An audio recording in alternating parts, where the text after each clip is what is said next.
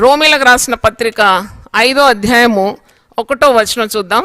కాబట్టి విశ్వాస మూలమున మనము నీతిమంతులుగా తీర్చబడి మన ప్రభు అయిన యేసుక్రీస్తు ద్వారా దేవునితో సమాధానము కలిగి ఉందాం.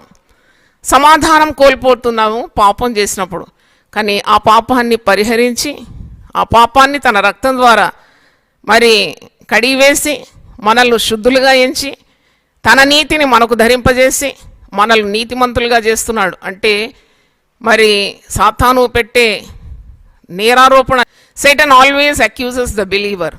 ఎప్పుడు కూడా సాతానుడు విశ్వాసిని కించపరుస్తూ ఉంటాడు, బలహీనపరుస్తూ ఉంటాడు. మనం సాతానుకు ఎప్పుడు కూడా చోటు ఇవ్వద్దు. ఎందుకంటే పరిశుద్ధ గ్రంథంలో మన కొరకు యేసు ప్రభువు సిలువలో చేసిన కార్యాలు చాలా గొప్పవి. ఎన్నెన్నో ఆశీర్వాదాలు, సిలువ ఆశీర్వాదాలు, సిలువ సిరులని. ఈ సిరి అన్నమాట ఇది మనకు. ఎందుకంటే we're justified by faith in Jesus. Yesu ప్రభునందు విశ్వాసం ద్వారా మనం నీతిమంతులుగా ఎంచబడుతున్నాం.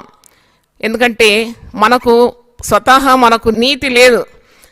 రోమీలకు రాసిన పత్రిక 3వ అధ్యాయము 24 నుండి 26 మీరు చదివితే, కాబట్టి నమ్మువారు ఆయన కృపచేతనే క్రీస్తు యేసునందలి విమోచనము ద్వారా ఉచితముగా నీతిమంతులని తీర్చబడుతున్నారు.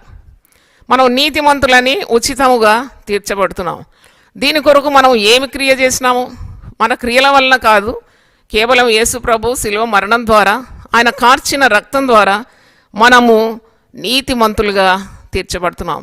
జస్టిఫికేషన్ అంటే నీ అపరాధ మనస్సాక్షిని యేసు ప్రభు శిలువలో కార్చిన రక్తం ద్వారా దాన్ని తుడిపివేసి నీకు రావాల్సిన శిక్షను ఆయన భరించి, అంటే ఒక పాపిని యేసు ప్రభు శుద్ధి చేసి నీతిమంతునిగా ఎంచుతున్నాడు.